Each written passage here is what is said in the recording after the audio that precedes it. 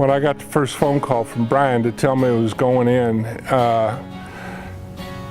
I was just amazed, and I was so pleased because it's something, I guess it's something that everybody keeps in the back of their mind, no matter where they went to school or whatever they did. It's an honor. It's just a huge privilege to be able to, to have something happen. And the biggest thing to me is to be able to have my name mentioned along with some of the greats that played here at Morehead. I go back to John Sonny Allen, Dan Schwartz, Steve Hamilton, Granville Williams, Harold Sargent. Those guys, they're good, but it'll be such a pleasure to be able to have my name mentioned alongside of it. Henry Akin is a native of Troy, Michigan, and was a basketball standout at Morehead State University. In his 2 seasons in the early to mid-1960s under Coach Bobby Laughlin, Akin led MSU in rebounds and was second on the team in scoring. My freshman coach was a gentleman by the name of Lake Kelly. And Lake was the first coach I'd ever had that really taught fundamentals in the game of basketball. And through the help of Lake and Bobby Laughlin and Rex Cheney and them, I was able to develop the game that I wanted to play. And my game was a perimeter game. I shot the ball from 20 to 22 feet.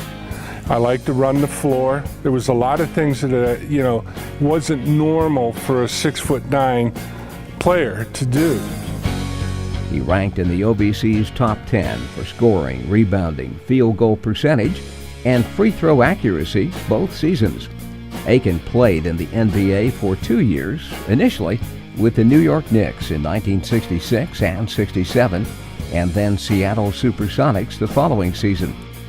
In 1966, there were 10 teams in the NBA at that time, and the New York Knicks drafted me as the 11th pick overall in 1966.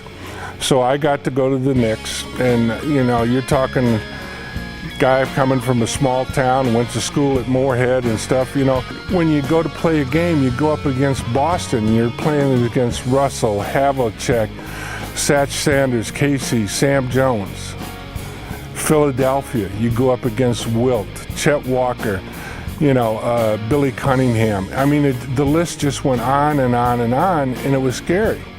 You're getting to play against some of the greatest names in basketball. A lot of these young people today, they don't know who these people are. They don't know who a Jerry Wester and Elgin Baylor or Nate Thurman or Rick Barry. They don't know who these people are, and it's like, maybe you ought to get on the internet and check out some of these names and see what they did in the game of basketball. He later played in the American Basketball Association for the Kentucky Colonels in 1968 and 69. One of the biggest things that impact me is when I got out of the NBA and we settled down in Seattle, my wife and I. We settled down in Seattle. I started getting involved with the local high school there, and I was involved with the local high school helping.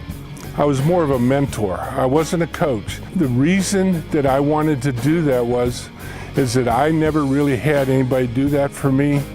It's absolutely amazing. For 23 years, every kid that graduated off of the program at the high school I was working at graduated from college, went to college and graduated. There was only 2 of them that ever played college basketball. But, the thing I kept preaching at them, basketball is not going to be your life. When you're 23, 24 years old, you're going to be doing something else. Basketball I use it as a method of getting an education, or it's something that can teach you. I think basketball teaches you a lot about life, the things that go on in life. There's hard times, there's good times. The people that you meet, that was the huge thing to me.